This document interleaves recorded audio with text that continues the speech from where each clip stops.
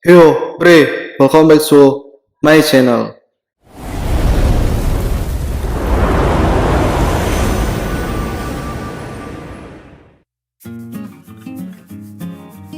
Kali ini gue mau menceritakan tentang sebuah kisah perang antara Jawa dan Sunda, atau yang kita kenal dengan Perang Bubat.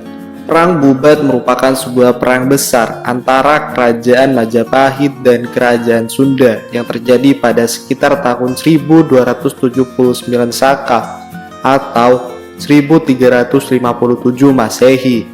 Perang ini melibatkan kemaharajaan Majapahit era Hayam Wuruk dan Gajah Mada melawan Kerajaan Sunda Galuh di bawah pemerintahan Prabu Linggabuana. Sebelum Perang Bubat terjadi, Prabu Hayam Wuruk jatuh hati dengan sosok wanita dengan lukisan yang beredar di Majapahit. Sosok wanita itu adalah Dia Pitaloka Citraresmi, seorang putri dari Raja Sunda, yaitu Prabu Linggabuana.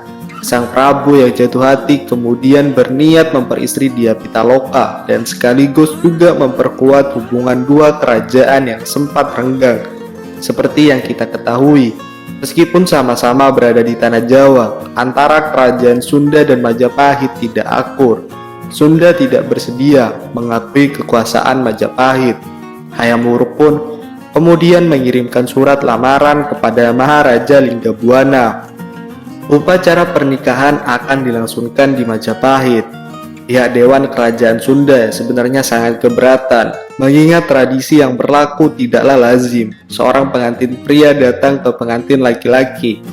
Karena rasa persaudaraan atas leluhurnya, Linggabuana tetap berangkat ke Majapahit. Sampai di sana, Linggabuana disambut hangat dan ditempatkan di Pesanggaran Bubat sembali menunggu diterima Raja Sanegara di Gendaton. Namun, apa yang ditakutkan benar-benar terjadi.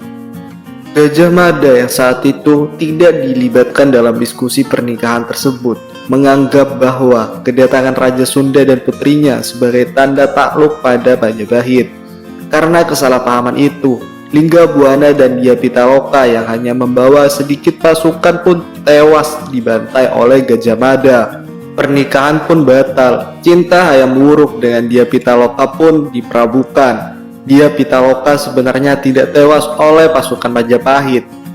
Dengan hati berduka, ia melakukan balapati atau bunuh diri dengan cara menancapkan tusuk konde tepat di jantungnya. Setelah melihat ayahnya tewas tak bernyawa, ini dilakukan untuk membela kehormatan bangsa dan negaranya. Akibat kejadian tersebut, hubungan Majapahit dan Sunda pun merenggang dan larangan orang Sunda untuk menikahi orang Jawa.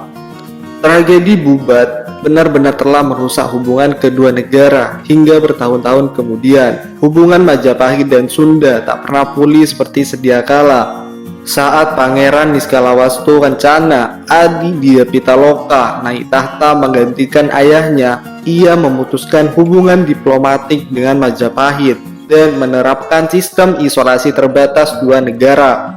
Akibat tragedi ini pula, kalangan keluarga kerajaan Sunda diberlakukan peraturan larangan estri di luaran, yang salah satu isinya melarang untuk menikah dari luar kalangan kerajaan Sunda, atau sebagian menafsirkan tidak boleh menikah dengan orang-orang dari Majapahit.